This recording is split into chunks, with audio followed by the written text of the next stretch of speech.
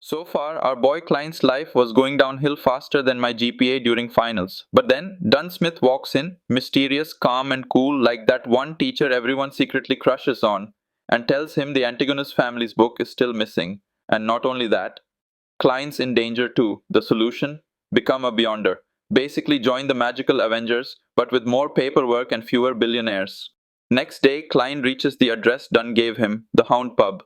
And yes, there are actual hounds there, locked in cages while people bet on them.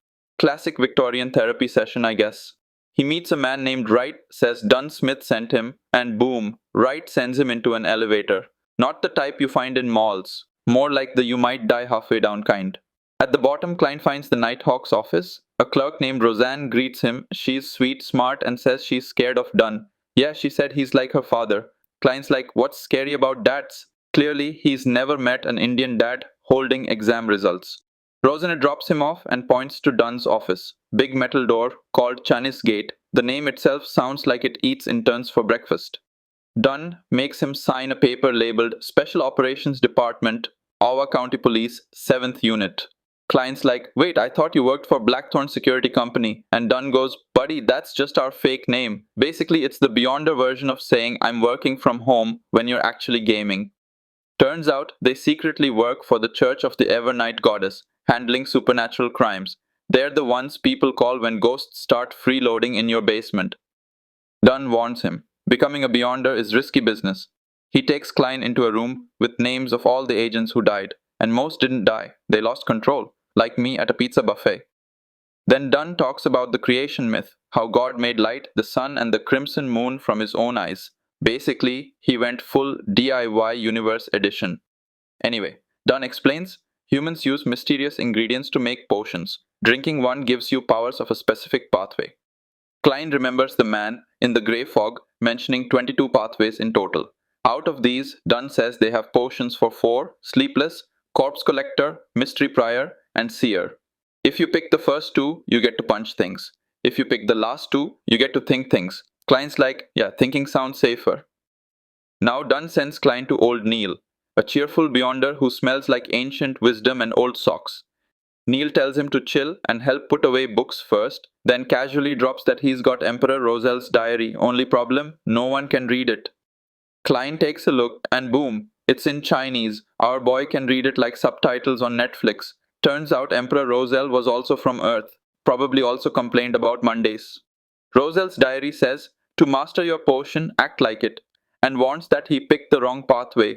The best ones are Apprentice, Seer, or Marauder. Klein's like, bet, I'm going Seer. Neil brews the Seer potion, full of mysterious glowing ingredients that look like alien soup. Klein asks if he should drink it straight. Neil's like, let's dance first, then goes, just kidding, bottoms up. Klein gulps it down, immediately feels dizzy. Neil tells him to focus, think of something common in this world. Klein thinks, a hat. Good. Now something not from this world. Klein goes, nuclear missile. Neil's like, bro, chill. After a few dizzy seconds, Klein opens his eyes. Boom, he's a Beyonder now. Sequence 9, the Seer, but everything looks weirdly colorful, like he's tripping at Coachella. Neil explains it's spirit vision. He can now read people's auras. Klein even sees 2 extra eyes behind Neil, but Neil's like, ignore them.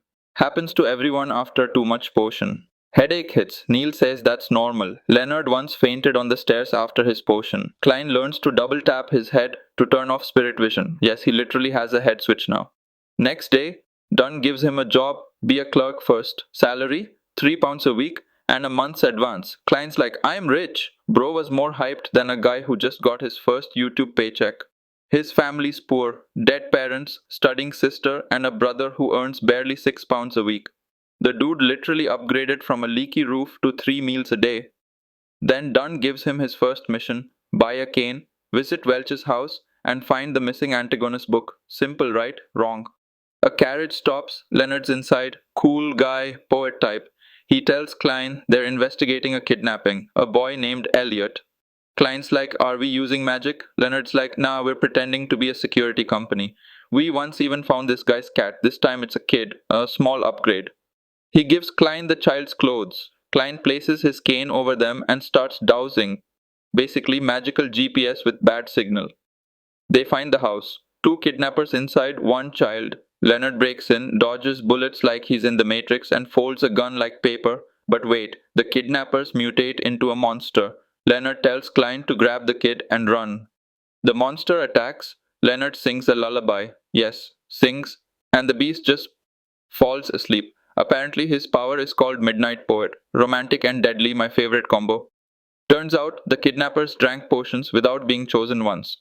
Side effect, they turned into literal nightmares. Moral of the story, don't drink random glowing stuff from strangers. Klein goes home. He's happy. He's got money, a job, and powers. Moves into a new house with his brother Benson and sister Melissa. They hug, cry, and celebrate with food. Benson gives him a suit. Klein wears it and looks like he's about to give a TED talk on magic. The night ends peacefully, but Klein dreams again. The Fool card appears, that creepy smile returns, and something tells him the Antigonus book is still waiting. And that, my friends, wraps up this episode. Klein is now officially a Beyonder, but something tells me his troubles have just begun. Next time, will he find the Antigonus book or just more chaos? Stick around. And remember, don't drink potions unless it's coffee.